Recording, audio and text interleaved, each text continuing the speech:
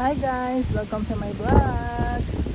So ayun nga, nagtatanong yung mga kababayan natin, bakit nga ba 6 months sila naghihintay is hindi pa dumarating yung mga working permit nila.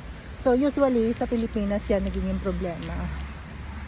Sa ibang bansa din, pero hindi naman ganun karami kagaya sa Pilipinas. Honestly po kasi ang process ng working permit is 3 to 4 months. Yan na po yung pinakamatagal. So, kaya lang po tumatagal yan is sa agency or kung sino man yung nagpa-process sa inyo. Pero ako po kasi kapag alam kong nag-exceed na sa 3 to 4 months is talagang questionable na po yun sa akin. Dito po kasi sa Poland, kapag dito ka sa Poland ang nagiging process lang po ng working permit is pinakamatagal na yung 3 weeks. 1 to 2 weeks yan usually. Pero out of Poland, 3 to 4 months na nagiging proseso. Kasi nga po, hindi sila nagpa-process ng isa-isa lang.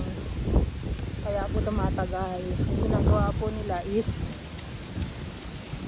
tinatambak muna nila yung mga applicant para sa working permit, saka po nila process. Ang diskarte po kasi ng mga agency dito, kapag nandito ka naman sa Poland, kailangan karamihan pero hindi naman lahat. Kailangan magtrabaho ka muna sa kanila ng 3 months bago ka nila i-process ng working permit. Ganun ang sistema nila dito. Tapos tsaka ka pa lang nila i-issue ng working permit kapag nakapag 3 months ka na.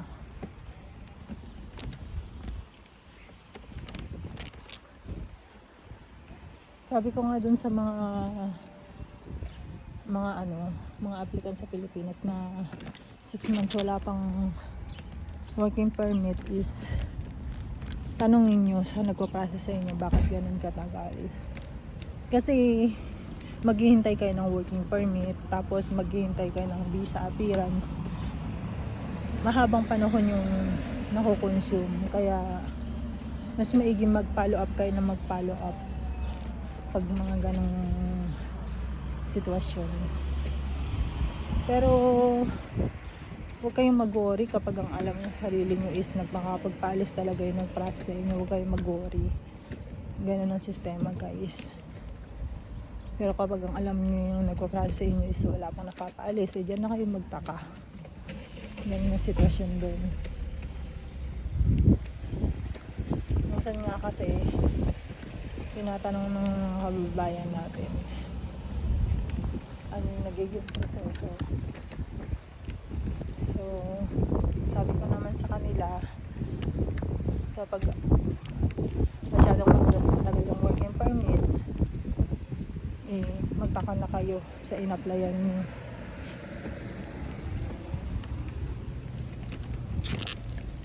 Kasi sa akin parang 3 months lang na process kasi cross country ako. Yung ibang mga kakilala ko isinaabot din ng ganong katagal, pero iba yung nag-process sa kanila. Pag mga ganong sistema, guys, ang red flag na yun sa akin, lalo na kapag malaki yung involved na pera. Kasi kapag cross country, usually yan, ang laki na nagagastos. Swerte nga yung mga nasa Pilipinas ang bababa ng nagagastos nila. As in talagang medical lang. Marami akong kaibigan na nakaalis ng Pilipinas na medical lang ang binayaran, samantalang kami nasa kulang 300,000. Yung iba pa nga inaabot ng 500,000. Depende kung sino yung process sa'yo. Pero para sa akin naman is worth it naman yung gastos. Worth it naman na nakarating ka rito sa Poland. Kasi para sa akin okay ang Poland. As in, kasi galing ako sa Taiwan. Malaki din yung sinasahod namin dun. Kaya nga lang dun kasi guys, limitado yung stay.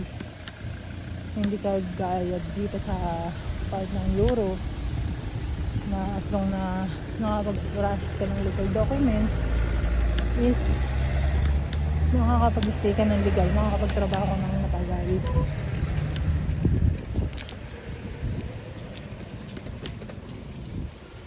Kasi tsaka dito sa Poland parang dito lang napahinga yung katawan ko. Sa totoo lang. Hindi sa nag-stop hindi sa dahil nag-stop ako sa trabaho Kumbaga may option kang mamili para dun sa mga trabahong OT-OT at hindi. Kasi totoo lang sa akin, hirap na sa akin yung 8 hours. Nakakasapat na yun sa akin. Pero yung iba kasi legal talagang naghanap sila ng OT-OT.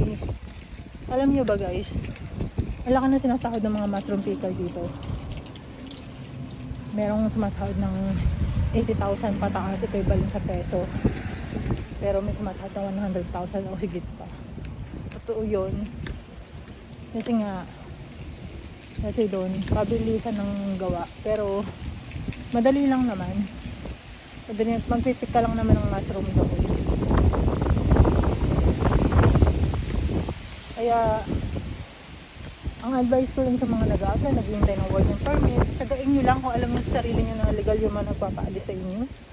Makakarating at makakarating din kayo dito.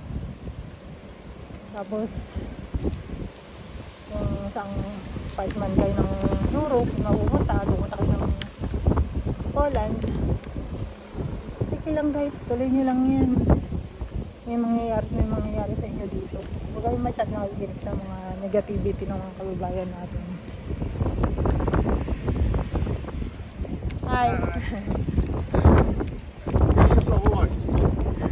Okay, yun ang video sa akin.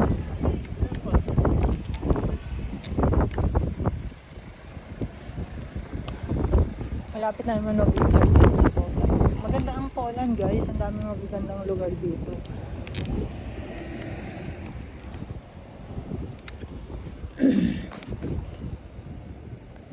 Nalamig ka na?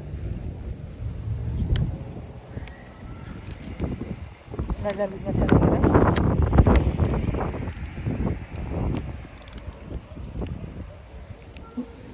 Ano mo kasi ano mo?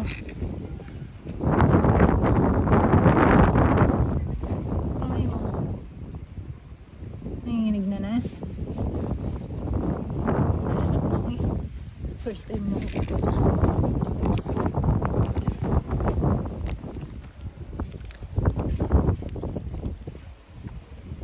Kasi yung swerte nga kayo kung may ma-applyan pa kayo sa Pilipinas na process ng Poland kasi talagang wala na halos. Ang usually nagpapaalis Hungary, tapos yung mga taga-Hungary lumilipat sila sa Poland kasi mas malaki nga dito sa ako dito. Hungary, Slovakia yan. Pwede naman kayong lumipat talaga dito. Malaya kayong makakalipat dito. Basta may visa pa kayo at may PRC kayo. Tapos kung makakapag-process kayo ng PRC, ikaw, diswerte. Basta i-try nyo lang guys. Huwag kayong matakot na sumubok. Basta may visa pa kayo at may PRC kayong dala dito sa Poland. Okay lang yan. Tapos yung mga na-check lang naman kasi is mga expired visa tsaka yung walang legal documents. Yun lang naman na na-check ng mga police. Pero kapag yung mga ano naman, mga legal, wala naman kayo magiging problema. Makakapasok kayo sa iba't ibang part ng Europe. Basta ito lang ang advice ko sa inyo guys. Kapag kayo pupunta ng iba't ibang part ng Europe, ang lagi nyo sasabihin is magbabakasyon kayo. Huwag nyo sasabihin magtatrabaho kayo. Kasi problema doon. Kapag nandito na kayo sa, kunwari, galing kayong Hungary, punta kayo ng Poland, dito na kayo mag-process ng TRC nyo kung mag-process man kayo. Huwag nyo sasabihin sa mag-check sa inyo na pupunta kami ng Poland, ng Paris, or Spain, para magtrabaho. Huwag nyo sasabihin yun, lalo na kung ang visa nyo is Hungary. Magkakaproblema kayo din guys. Alam nyo ba, meron tayong naging kababayan, au pair siya, na ano siya na-detain siya sa Switzerland.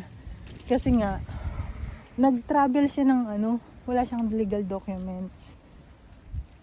Siyempre, ang lakas ng loob mo na mag-travel ng ganun, wala kang legal documents. So, ayun, nakulong siya ng 2 nights and 3 days. So, kapag ganun kasing natatakan din yung passport mo, mahirap din yun guys. Kaya mag-ingat po tayo. So, ayun lang guys.